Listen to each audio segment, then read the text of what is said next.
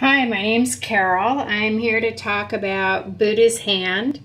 It can be candied and it can be made into a jam or a jelly. This is what it looks like. Very, very fragrant. Back in 1633, 10 Bamboo Studio would actually put a piece of wood, put paint on it, turn it upside down, and make a print.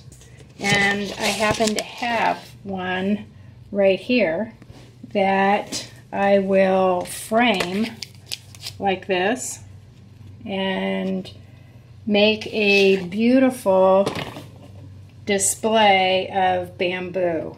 The Chinese also in the 10 Bamboo Studio have studied quite a bit on the different Chinese art.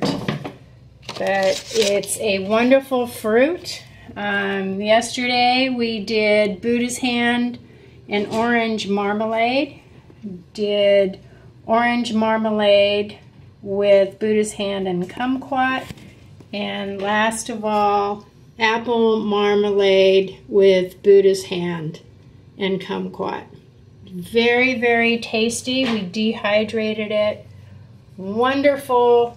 My only suggestion is only cut the Buddha's hand. Never put it through a food processor. Wonderful to eat after a dessert.